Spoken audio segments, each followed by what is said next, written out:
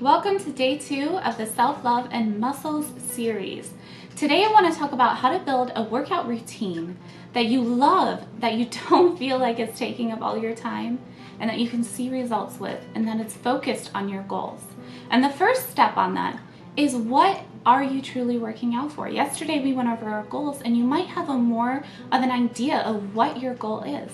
Is it to feel strong? Is it to see defined muscles, which is completely okay. You can love your body and want to work on it at the same time. Do you want to see defined muscles? Do you want to feel strong? Do you want to be able to do a push-up? Do you want to be able to do a pull-up? Do you want to be able to run at least a half a mile without taking a break or feeling out of breath or having your joints hurt? Do you want to be able to move with your kids without being out of breath? And those goals are going to help you realize what your workout routine really needs to focus on. For instance, if your focus is on strength and building a lean and defined physique, or maybe just a defined physique where you feel strong and you look strong and you feel incredible in your own skin and you're building health because your muscle mass is increasing, then your workout program should be focused on resistance training 3 to 5 times a week, maybe even twice, but 3 to 5 times per week. If you're only focusing on resistance training 3 times a week, that may more look like full body workouts. If you're working out 5 times a week, it may be body part workouts where it's legs and then back and arms and then chest and then legs and then a full body day.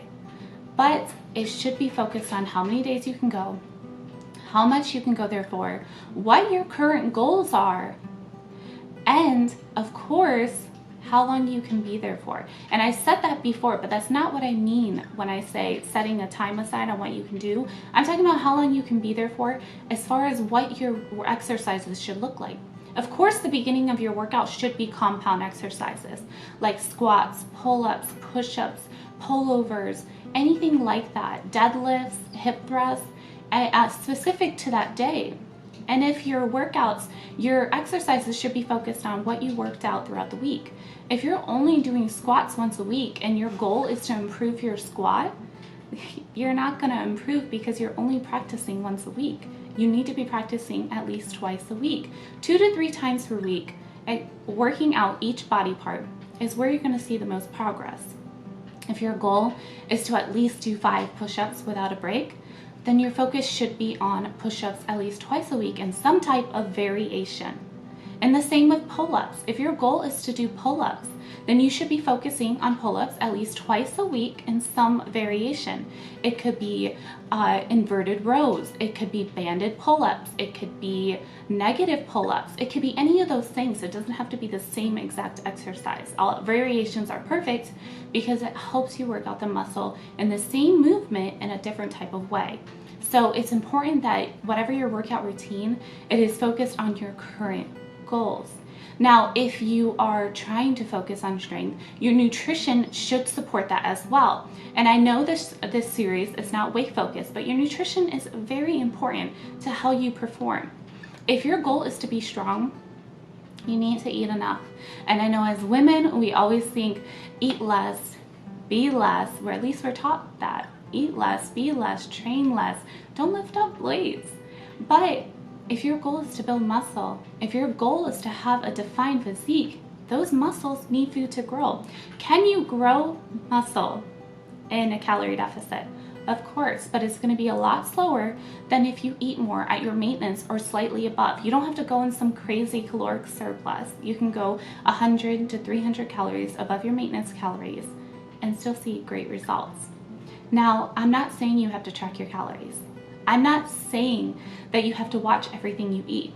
I am saying that focus on your meals. Focus on how your body responds to specific foods.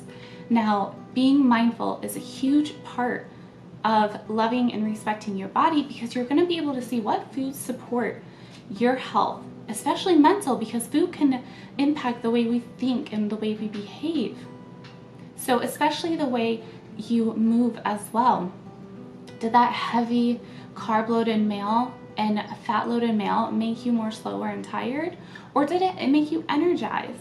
Focus on that. Did it help you perform better when you ate more protein throughout the day? Did you recover better when you ate enough protein with each meal?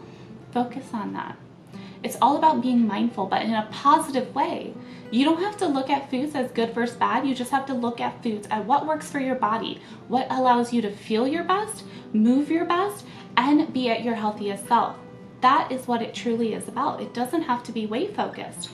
And what I want to talk about the most here is, although your workout routine is designed for whatever your goal is, tomorrow we will talk about how to track your progress in a more positive way. That's not weight focused, that is positive, and it doesn't impact your mental state. So we'll find what may work for you, and I'll open up some questions that makes you think about, wow, that's never actually worked for me. Maybe I shouldn't do that, or maybe I should stop doing that. Because how you track your progress is going to be geared toward your mental and physical health. So let's get back on building that workout routine. So let's go over the steps on how to build a healthy workout routine that focusing on the basics. And the basics, and I know sometimes social media can make it look crazy that you need to be doing so many different workouts, doing crazy movements, but you don't need to. Focus on the basics. Focus on what is enjoyable and sustainable for you. So let's go over the first thing. The first thing is, how much time can you devote to an exercise? If you can do an hour a day, 3 days, 4 days, 5 days a week, probably if it's 5 days a week, you could probably do less, to where when I have my clients go in and we do anywhere from 5 to 6 days a week, we decrease the time to 30 to 40 minutes a day, because we are doing more our frequency and volume is increased through the week. So we have to focus on making sure you have enough recovery and supporting your goals. Now, if you can only do 2 to 4 days a week, 45 minutes to an hour a day is perfect. Even 30 minutes to an hour a day is perfect as well. But your workout should be geared toward that. Again, your time commitment and creating an efficient workout is crucial to your goals. You don't have to spend hours in a gym if you can accomplish the same thing in 30 minutes to an hour. Now, the good news is weight training is an awesome, resistance training overall is an awesome goal. For women, we can see the best results, and for many people, we can see the best results training resistance training 2 to 5 times a week. Mainly 3 to 5 times a week is where I like to keep it at. Now, for cardio-based goals, endurance-based goals, I like to keep walking and something more enjoyable, walking, cycling, biking, and stuff like that, and even swimming at 2 to 3 times a week. That way, when you go to the gym, you're focused on strength. And you can add in cardio, and this is very important with your workout routine. If your goal is strength-based, always do your strength training routine first. And your cardio-based routine will always be after your workout or a different time of day. Now, if you have an endurance-based goal coming up, like a marathon, of course your cardio needs to come first before training. But otherwise, always do your weight training first. You need to save your energy and strength for your workout. Now, here is the next thing. Where do you want to work out? Your program should be focused on where you're working out and how in your equipment that you're using.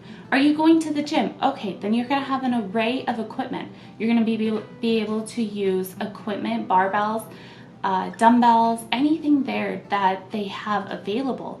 Now, if you're at home, well, what do you have? Are you using body weight exercises, dumbbells, resistance bands, anything like that?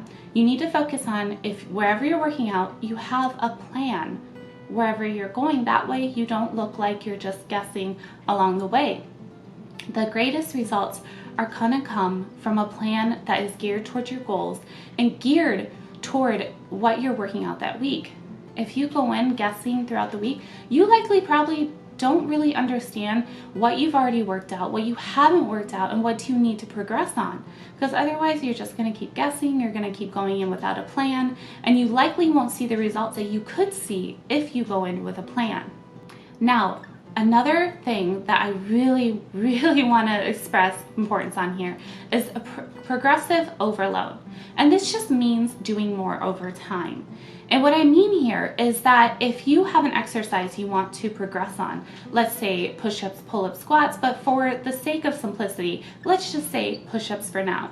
If your goal is to progress on push-ups, you're going to do more over time. Meaning in the beginning, in the first couple weeks, week 1, you might put it in for 3 sets a week.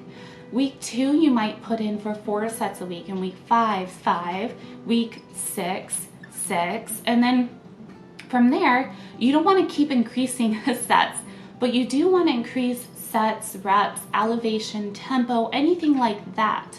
It doesn't mean always increasing weight or increasing sets or reps. It just means increasing or improving or focusing on your technique and your form. Now, that can be applied to literally everything you do, every exercise. If you want to improve on something, you have to improve on it all in a simple way, not doing everything at once. If you want to improve on your squat, focus on it at least twice a week and some type of variation that's going to help you. There's a lot of times to where certain exercises can help you progress on other ones. For instance, hip thrusts were shown in several studies to help runners because their glutes were getting stronger and they were able to walk faster and run faster because of it. A lot of times, what you're focusing on in the gym can be applied to everyday life. If you're focusing on building a stronger core, that's going to be applied to everything. Bringing groceries and carrying your kids. Everything you do in the gym can be applied to everything towards your goals, your everyday life, and even your work performance. That is what's going to matter, is that training is so much more than about your physique. It's about your life. It's about how you move. It's about your overall health, and it's especially about how you age. Now, the strongest advice that I could give you is that when you start to get bored, or maybe you find you hit a plateau, and that is when it's about changing it up. Now, I especially don't expect you to go change it up every day and every week. You should be staying with a plan for at least 4 weeks. Now, once you hit a plateau, you're no longer progressing, or maybe you're getting bored, maybe it's time to focus on your plan. Either change up a few exercises, increase, decrease reps and sets, add tempo, add elevation, maybe increase how many times you're going per week, your frequency, or increasing how much you're resting throughout the week. Because sometimes taking a break from an exercise for a few weeks and then going back into it can help overall. Now, another thing is if you're getting bored and you're losing motivation, it's time to probably switch things up.